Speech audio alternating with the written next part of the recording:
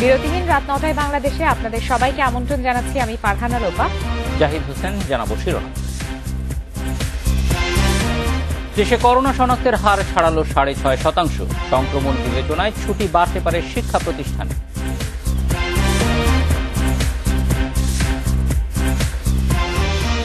ভোজ্য তেলের দাম কমার লক্ষণ নেই, দাম আরও বাড়াতে পাইকারদের চাপ দেওয়ার অভিযোগ কোম্পানিগুলোর বিরুদ্ধে।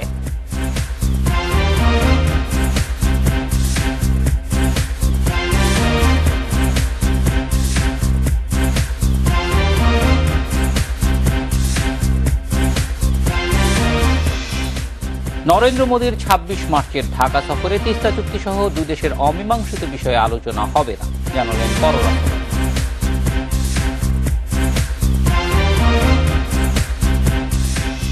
শুনছিলেন শিরোনাম, এবার বিস্তারিত। দেশে একদিনে করোনা রোগী শনাক্তের হার ৬.৬% ছাড়িয়েছে। বেড়েছে মৃত্যুর সংখ্যাও। করোনায় ২৪ ঘন্টায় আরও ১৩ জনের মৃত্যু হয়েছে। এর মধ্যে পুরুষ ১২ জন এবং নারী ১ জন। এ নিয়ে মোট প্রাণহানি হল ৮৫১৫ জনের।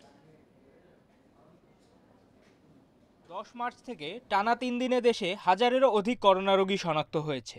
নমুনা পরীক্ষার বিপরীতে শনাক্তের হারও ৬-এর ওপরে। শুক্রবার সকাল ৮টা পর্যন্ত আগের ২৪ ঘন্টায় দেশে নতুন করোনা রোগী শনাক্ত হয়েছে ১,০৬৬ জন, যা গত ২ মাসের মধ্যে সবচেয়ে বেশি। এমন পরিস্থিতিতে বিশেষজ্ঞরা বলছেন টিকা নিলেও স্বাস্থ্যবিধি মানার বিকল্প নেই।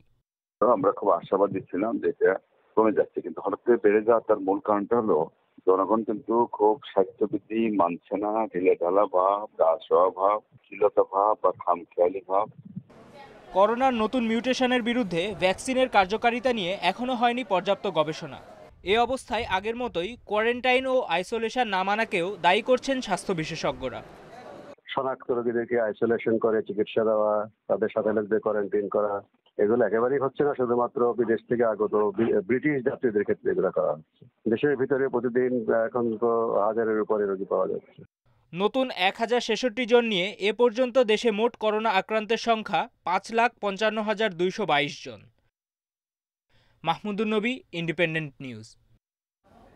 করোনা সংক্রমণ বাড়তে থাকলে শিক্ষা প্রতিষ্ঠানের ছুটি বাড়তে পারে বলে জানিয়েছেন শিক্ষামন্ত্রী দীপু মনি। তবে এ বিষয়ে এখনো কোনো সিদ্ধান্ত হয়নি। করোনার কারণে প্রায় ১ বছর বন্ধ থাকার পর ৩০ মার্চ থেকে স্কুল কলেজ খুলে দেওয়ার কথা রয়েছে। কিন্তু করোনা সংক্রমণ বৃদ্ধি পাওয়ায় শিক্ষা প্রতিষ্ঠান খোলা নিয়ে এখন শঙ্কা তৈরি হয়েছে। শনিবার শিক্ষা প্রতিষ্ঠান খোলার সিদ্ধান্ত পর্যালোচনা করতে আবারও বৈঠক হতে পারে বলে জানা গেছে। আমরা গত ১ বছর ধরে যেভাবে পর্যবেক্ষণ করে পরামর্শকদের মতামত নিয়ে আমরা যেভাবে সিদ্ধান্ত নিচ্ছি, এবারও আমরা এখন পর্যবেক্ষণ করছি, দেখছি কিছুটা বাড়তির দিকে। যদি এই ট্রেন্ডই আমরা দেখি যে বাড়ছে, তাহলে তখন আমরা পরামর্শকদের সঙ্গে আলাপ আলোচনা করে আমরা সিদ্ধান্ত নেব যে ৩০ তারিখেই খুলবো নাকি এটার তারিখটা পরিবর্তন হবে। রাজধানীতে ধূলি দূষণ বেড়ে যাওয়ায় শুষ্ক মৌসুমে হাসপাতালে ভর্তি হওয়া শিশুদের একটি বড় অংশই শ্বাসতন্ত্রজনিত রোগে আক্রান্ত। জাতীয় প্রতিষেধক ও সামাজিক চিকিৎসা প্রতিষ্ঠানের সবশেষ গবেষণা মতে শুষ্ক মৌসুমে ঢাকা শিশু হাসপাতালে আসা মোট শিশুর ৪৯% শ্বাসকষ্টে আক্রান্ত। বায়ু দূষণের কারণে তৈরি হচ্ছে নতুন নতুন রোগ। ঢাকার বাতাসে থাকা ক্ষতিকর বস্তুকণাগুলো ভেসে ভেসে ১০০ থেকে ২০০ ফুট পর্যন্ত উঁচুতে উঠছে। বাতাসের সঙ্গে তা ঢুকছে ঘরে, ফলে বাসায় থেকেও শিশুরা রক্ষা পাচ্ছে না, আক্রান্ত হচ্ছে পরিবারের সবাই। জাতীয় প্রতিষেধক ও সামাজিক চিকিৎসা প্রতিষ্ঠানের গবেষণা অনুযায়ী নভেম্বর থেকে ফেব্রুয়ারি পর্যন্ত অভিভাবকেরা যত শিশুকে ঢাকা শিশু হাসপাতালে নিয়ে যান, তাদের ৪৯%ই শ্বাসকষ্টে আক্রান্ত। ওই সময়ে রাজধানীর বাতাসে ধুলা ও দূষণ বেড়ে যায়। আর বর্ষা মৌসুমে শ্বাসকষ্টে ভোগা শিশুদের এ হার ৩৫% নেমে আসে।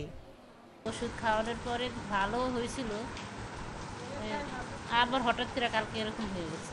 শ্বাসকষ্ট আজকে থেকে 7 দিন আগে। শুধু শ্বাসকষ্ট নয়, দীর্ঘমেয়াদী ফুসফুসের প্রদাহ, উচ্চ রক্তচাপ বেড়ে যাওয়া থেকে শুরু করে ক্যান্সারের মতো প্রাণঘাতী রোগ বায়ু দূষণের কারণে বাড়ছে। শিশুদের বুদ্ধিবৃত্তিক বিকাশ বাধাগ্রস্ত করে বায়ু দূষণ। রেসপিরেটরি ডিজিজগুলো ইন কম্প্যারিজন টু কয়েক বছর এটা অতি মাত্রায় বেড়ে গেছে। এবং প্রাইভেট প্র্যাকটিশনারদের উপর আমাদের একটা গবেষণা ছিল গত 16-17 সালে। এটাও দেখা যাচ্ছে যে অন্যান্য রোগের তুলনায় অন্যান্য বছরের চাইতে দেখা যায় যে 5 বছরের ব্যবধানে এই পরিমাণটা অনেক বাড়ছে। সরকারি সংস্থাগুলোর কার্যকর উদ্যোগ না থাকায় বায়ু দূষণ তৈরি করছে নতুন নতুন রোগ। ওভারঅল বলা যায় যে টোটাল যে রোগীগুলো আমাদের আউটডোরে প্রত্যেকদিন প্রায় 14 থেকে 1500 রোগী আমাদের আউটডোরে আসে। এই আউটডোরের রোগীর মোর দ্যান 10 to 20% রোগীগুলো রেসপিরেটরি প্রবলেম নিয়ে আসে, যারা ঠান্ডা কাশি জ্বর এবং নিউমোনিয়ার, তারপরে অ্যাজমা রোগীও এখন অনেকটাই বেড়ে গেছে। বিশেষজ্ঞরা বলছেন বায়ু দূষণ নিয়ন্ত্রণে না আনতে পারলে রাজধানীতে রোগবালাই বাড়তে থাকবে। সুলতানা জাহান নিতু, ইন্ডিপেন্ডেন্ট নিউজ, ঢাকা। পরিবার কেন্দ্রিক রাজনীতির স্বার্থের বলেই নোয়াখালীবাসী। স্বার্থের দ্বন্দ্বে 1 মাসের ব্যবধানে 2টি প্রাণ ঝরলেও রাজনীতিকরা যথাসময়ে ব্যবস্থা নেয়নি বলে অভিযোগ এলাকাবাসীর। রাজনৈতিক স্বার্থের দ্বন্দ্বে বসুরহাট পৌর মেয়র কাদের মির্জার পরিবার বিভক্ত, আবার নেপথ্যে রয়েছেন একরামুল হক চৌধুরীর পরিবারও। মঙ্গলবার রাতের সংঘর্ষে বসুরহাট পৌর ভবন এলাকা রণক্ষেত্র। টানা 1.25 ঘন্টা দুপক্ষের গুলিবর্ষণ, ককটেল নিক্ষেপ। প্রাণ হারান যুবলীগ কর্মী আলাউদ্দিন। এমন সংঘর্ষের প্রেক্ষাপট একদিনে তৈরি হয়নি। দীর্ঘ 2 মাস উত্তেজনা চললেও পুলিশ ছিল অনেকটা অসহায়। কোম্পানিগঞ্জ ও কবিরহাট এলাকার সংসদ সদস্য, আওয়ামী লীগের সাধারণ সম্পাদক এবং সড়কমন্ত্রী ওবায়দুল কাদের। মূলত তার ছোট ভাই আব্দুল কাদের মির্জাই এলাকার দেখভাল করেন। এ আসনে 2 উপজেলার নিয়ন্ত্রণ আবার 2 পরিবারের হাতে। কোম্পানিগঞ্জের নিয়ন্ত্রণ কাদের পরিবারে হলেও কবিরহাটে আধিপত্য জেলা আওয়ামী লীগের সাধারণ সম্পাদক ও সাংসদ একরামুল করিম চৌধুরীর পরিবারের। এ উপজেলার চেয়ারম্যান একরাম চৌধুরীর স্ত্রী কামরুন নাহার শিউলি, ভাগ্নে জহিরুল হক রায়হান কবিরহাট পৌর মেয়র, একই সাথে উপজেলা আওয়ামী লীগের সাধারণ সম্পাদক। আরেক চাচাতো ভাই উপজেলা আওয়ামী লীগের সভাপতি নুরুল আমিন রুমি। ছেলে শাবাব চৌধুরীকেও জেলা আওয়ামী লীগের পদে আনা হয়, যদিও পরে তা বাদ দেওয়া হয়। ভৌগোলিক এ রাজনীতিও অস্থিরতার কারণ বলে মনে করেন অনেকেই। এগুলো আমাদের জন্য বাঞ্ছনীয় না। এখানে যে ব্যবসা বাণিজ্য, এখানে যে দৈনিক কার্যক্রম সবগুলা বন্ধ আছে। মানুষ এর থেকে মুক্তি চায়। নিজেরা গুলি করে একজন মানুষ না, আমাদের সাধারণ মানুষ মরে যায়। আমরা শান্ত রাখতে চাই। আমরা দল মত সবকিছুর ঊর্ধ্বে এই যে মির্জা সাহেব, বাদল সাহেব, ওদের এই ঘটনায় এখন পর্যন্ত জড়া নেই। জানুয়ারিতে পৌর নির্বাচনের আগে থেকে কাদের মির্জা আলোচনায় আসেন নানা মন্তব্যের জেরে, যেখানে জেলা আওয়ামী লীগের অভ্যন্তরীণ কোন্দলের পাশাপাশি উঠে আসে বড় ভাই ওবায়দুল কাদেরের প্রতি বিষেধগারও। একসময় কাদের মির্জার সাথে থাকলেও এখন তার আপন ভাগ্নেরাও প্রতিপক্ষ। অবশ্য বিরোধের পেছনে উভয় পক্ষই দেখছেন স্বার্থের আঘাতের প্রতিক্রিয়া হিসেবে। এখানে নিজের আধিপত্য বিস্তার করে রেখেছিলেন দীর্ঘদিন এবং এটাকে কন্টিনিউ করতে চান। তিনি নোয়াখালীর অনেকের বিরুদ্ধে অপরাজনীতির কথা বলেন, কিন্তু এইসব অপরাজনীতির সাথে তিনিও কিন্তু সম্পৃক্ত। কমিশন বাণিজ্য আমি আগেই বলেছি, এটা উনি হরহামেশা এখনো চলছে ওনার কমিশন বাণিজ্য। জেলা আওয়ামী লীগের সহসভাপতি হিসাবে আমার নাম প্রস্তাব গেছে, আমি অলরেডি সেটা প্রত্যাখ্যান করি বিদায় নিয়ে চলে এসেছি। আমি এখন থানা আওয়ামী লীগের সদস্য হিসাবে আছি। আমি আজীবন থানা আওয়ামী লীগের সদস্য হিসাবে থাকবো। আমি যা পাওয়ার সেটা মন্ত্রী, এমপি, এই যে উপজেলা চেয়ারম্যান, আমার মেয়র, আমি আর আগামীবার নির্বাচনেও দাঁড়াবো না। তবে পারিবারিক বা রাজনৈতিক যে দ্বন্দ্বই হোক না কেন, নোয়াখালীবাসী এখন শান্তি চান। এজন্য রাজনৈতিক সদিচ্ছার পাশাপাশি প্রশাসনেরও শক্ত ভূমিকায় দেখতে চান তারা। Ijazur Rahman, independent news, Noakhali. কোম্পানিগঞ্জে রাজনৈতিক সহিংসতার দায় নিয়ে আওয়ামী লীগের সাধারণ সম্পাদক ওবায়দুল কাদেরের পদত্যাগ করা উচিত বলে মন্তব্য করেছেন বিএনপি মহাসচিব। প্রায় 2 যুগ পর আজ জাতীয়তাবাদী কৃষক দলের জাতীয় কাউন্সিলে তিনি কথা বলেন। রাজধানীর গুলিস্তানে সম্মেলনের উদ্বোধন করেন বিএনপি মহাসচিব মির্জা ফখরুল ইসলাম আলমগীর। জনগণের অধিকার আদায়ে কৃষকদের ঐক্যবদ্ধ করে গণ অভ্যুত্থানের সূচনা করার আহ্বান জানান তিনি। মহানগর নাট্যমঞ্চের এ সম্মেলনে যোগ দিয়ে নেতারা বলেন, কাউন্সিলের মাধ্যমে নতুন নেতৃত্ব রাজপথে আন্দোলনের মাধ্যমে দলের চেয়ারপারসনকে মুক্ত করবে এবং জনগণের ভোটাধিকার ফিরিয়ে আনতে সক্রিয় ভূমিকা পালন করবে। এ সময় বিএনপি মহাসচিব বলেন, গণতন্ত্র ফিরিয়ে আনার আন্দোলনে নতুন নেতাদের রাজপথে সক্রিয় ভূমিকা রাখতে হবে।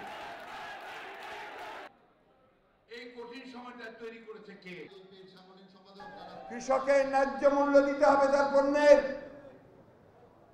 তার ন্যূনতম যে দাম সেই দামটা দিতে হবে, তাকে পানির ব্যবস্থা করতে হবে, সেচের ব্যবস্থা করতে হবে। যেখান থেকে ফিরে গিয়ে আপনারা কৃষকদেরকে সংগঠিত করবেন এবং কৃষকদেরকে সঙ্গে নিয়েই আপনারা একটা গণ অভ্যুত্থান সূচনা করবেন।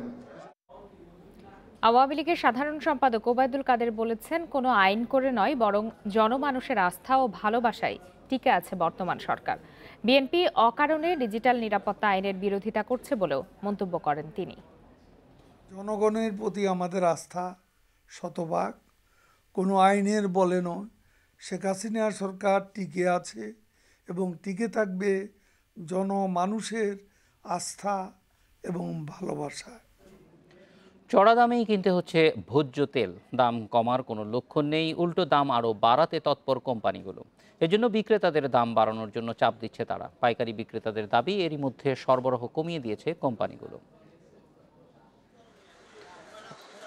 শুক্রবার রাজধানীর কারওয়ান বাজারে কেনাকাটা করেন মফিজুর রহমান দম্পতি। ডাল সবজির পাশাপাশি সয়াবিন তেলও কেনেন। তবে কয়েকটি দোকান ঘুরেও একটু কম দামে তেল কিনতে পারেননি। সব দোকানে একই দাম। এখন আসলে তো যে আয়ের থেকে আমাদের ব্যয় বেশি হচ্ছে, এখন কিন্তু কষ্ট হচ্ছে। গত জানুয়ারি থেকে ঊর্ধ্বমুখী ভোজ্য তেলের দাম। খোলা ও বোতলজাত দু ধরনের তেলের দামই বেড়েছে। সরকারি সংস্থার হিসাবে এক দশকের মধ্যে সর্বোচ্চ এই নিত্য পণ্যের দাম। আগে 10 টাকা ছিল, ওনারা বললো যে এখন দাম বেড়েছে, আমাদের তো কিছু করার নেই, এখন 135 টাকা লিটার। বিক্রেতারা জানান, দাম আরেক দফা বাড়াতে তাগিদ দিচ্ছে কোনো কোনো কোম্পানি। আবার কোনো কোম্পানি আগামী সপ্তাহ থেকে দাম বাড়ানোর কথা বলছে। তেলের বাজারটা ঊর্ধ্ব দিকে যাচ্ছে। আমরা মেসেজ পাচ্ছি, গত এক সপ্তাহে রূপচাঁদা আমাদের দিয়ে গেছিল 610 টাকা, এরপরে ওরা বলছে নেক্সটে আমাদেরকে দিবে 655 টাকা 5 লিটার। সরবরাহ কমিয়ে দিয়েছে অনেক কোম্পানি। এতে চাহিদা মতো তেল পাওয়া যাচ্ছে না বলেও জানান অনেক পাইকারি বিক্রেতা। সব কোম্পানি বলতেছে দাম বাড়বে দাম বাড়বে, এবং অলরেডি কিন্তু আমাদের শর্ট, সাপ্লাইও শর্ট। 4 দিন 5 দিন পর পর একটা গাড়ি দেয়। বিক্রেতাদের অনেকে বলছেন, সরকার দাম নির্ধারণ ও সঠিক নজরদারি করলে বাজার স্থিতিশীল থাকবে। সরকার যে দাম বেঁধে দিয়েছে, মনে হয় না রমজানের আগে দাম বাড়বে। সরকার বাধা অতিক্রম করার কোনো সুযোগ নেই। এদিকে ভোজ্য তেলের দাম নির্ধারণে বৃহস্পতিবার ব্যবসায়ীদের সঙ্গে বৈঠক করে বাণিজ্য মন্ত্রণালয়। তবে কোনো সিদ্ধান্ত আসেনি। রোববার আবারও বৈঠকে বসতে পারে বাণিজ্য মন্ত্রণালয়। Ruhul Amin, independent news, Dhaka. 17 March থেকে 26 মার্চ 10 দিন জাতির পিতা বঙ্গবন্ধু শেখ মুজিবুর রহমানের জন্মশতবার্ষিকী ও স্বাধীনতার সুবর্ণ জয়ন্তী পালন করবে সরকার। এর মধ্যে 5 দিনের অনুষ্ঠান সরাসরি 500 দর্শকের উপস্থিতিতে হবে, বাকি 5 দিনের অনুষ্ঠান হবে ভার্চুয়ালি। সরাসরি অনুষ্ঠানের অতিথিদের করোনা পরীক্ষা বাধ্যতামূলক। এই আয়োজন চলবে প্রতিদিন বিকাল 4:30 থেকে রাত 8টা পর্যন্ত। 26 মার্চের অনুষ্ঠানে ভারতের প্রধানমন্ত্রী নরেন্দ্র মোদীর উপস্থিত থাকার কথা রয়েছে। দুপুরে সংবাদ সম্মেলনে এসব তথ্য জানিয়েছেন বঙ্গবন্ধুর জন্মশতবার্ষিকী উদযাপন জাতীয় বাস্তবায়ন কমিটির প্রধান সমন্বয়ক ডক্টর কামাল আব্দুল নাসের চৌধুরী। এ সময় শিক্ষামন্ত্রী দীপু মনি, পররাষ্ট্র প্রতিমন্ত্রী শাহরিয়ার আলম, সাবেক সংস্কৃতি মন্ত্রী আসাদুজ্জামান নূর সহ কমিটির সদস্যরা উপস্থিত ছিলেন।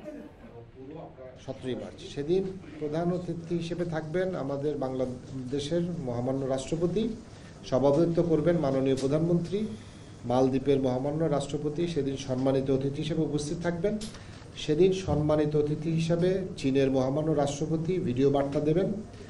সেদিন সম্মানিত অতিথি হিসেবে কানাডার মাননীয় প্রধানমন্ত্রী জাস্টিন ট্রুডো ভিডিও বার্তা দেবেন। ভারতের প্রধানমন্ত্রী নরেন্দ্র মোদী 26 মার্চের সফরে তিস্তা চুক্তি নিয়ে আলোচনা করতে চায় না সরকার।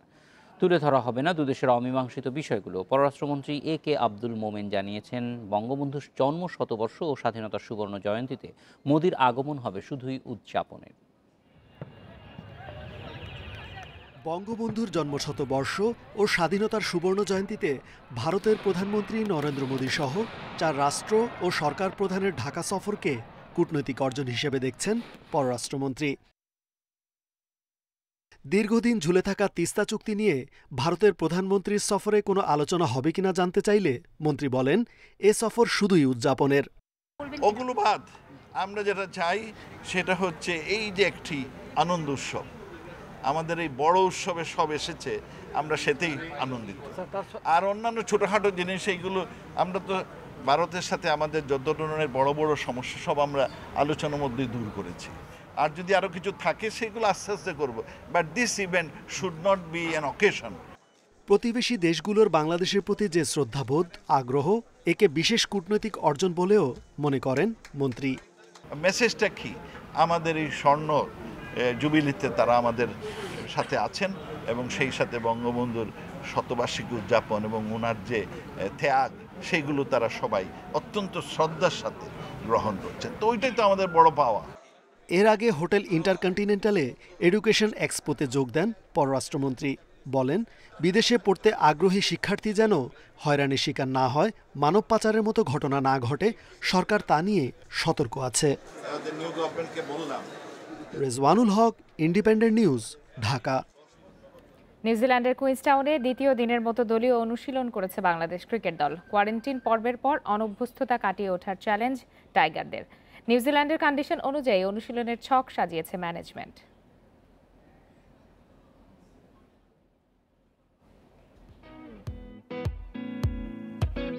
দীর্ঘমেয়াদে অধিনায়কত্ব পাওয়ার পর প্রথম বিদেশ সফর, তাও আবার নিউজিল্যান্ডের মতো কঠিন কন্ডিশনে।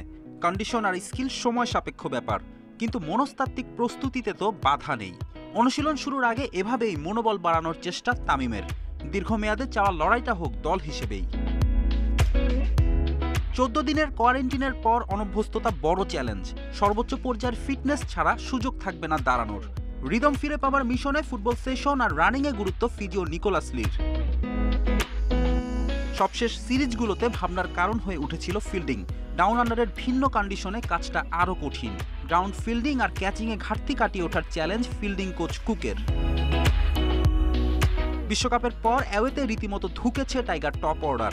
যে সাদা বলে নিজেদের ফেভারিট দাবি করা হয়, সেখানেও নেই বলার মতো সাফল্য। ঘুরে দাঁড়ানোর মিশনে বড় দায়িত্ব লিটন তামিমদের। নতুন বলের চ্যালেঞ্জ সামলানো গেলে খেলা যাবে বড় ইনিংস, জানা আছে টপ অর্ডারের। 5 দিনের ক্যাম্পের 2 দিন শেষ হয়েছে কুইন্সটাউনে। সেখান থেকে ম্যাচ ভেন্যু ডানেডিনে যাবে টিম টাইগার্স। 20 মার্চ প্রথম ওয়ানডেতে নামার আগে 2টি প্রস্তুতি ম্যাচ খেলবে তামিমের দল। ফেরদৌস ইসলাম, ইন্ডিপেন্ডেন্ট নিউজ। চতুর্থ ওয়ানডেতে আয়ারল্যান্ড উলভসকে 8 উইকেটে হারিয়ে সিরিজ জিতেছে বাংলাদেশ ইমার্জিং দল। 183 রানের লক্ষ্যে 51 বল আগেই টপকে যায় স্বাগতিকরা। 4 উইকেট নিয়ে ম্যাচ সেরা সুমন খান। মিরপুরে সুমন মুকিদুলকে দুর্দান্ত বোলিংয়ে 182 রানে গুটিয়ে যায় আয়ারল্যান্ড উলভস। অতিথিদের অল্পতে থামিয়ে দেওয়ার মূল কারিগর সুমন। 31 রান দিয়ে 4 উইকেট নেন ডানহাতি এই পেসার। মুকিদুল, রাকিবুল, সাইফের শিকার 2টি করে উইকেট। সহজ লক্ষ্য তারা করতে নেমে শুরুতেই তানজিদ হাসান ও ইয়াসির রাব্বিকে হারিয়ে চাপে পড়ে স্বাগতিকরা। পরে মাহমুদুল হাসান ও তৌহিদ হৃদয়ের 176 রানের অবিচ্ছিন্ন জুটিতে সহজ জয় পায় বাংলাদেশ ইমার্জিং দল। 80 রানে মাহমুদুল ও 88 রানে অপরাজিত থাকেন হৃদয়। এ ছিল বিরতিহীন রাত 9টায় বাংলাদেশ। ইন্ডিপেন্ডেন্ট টেলিভিশনের সব খবরের আরো বিস্তারিত জানতে চোখ রাখুন ফেসবুক, ইউটিউব আর টুইটারে। সাথে থাকার জন্য সবাইকে ধন্যবাদ।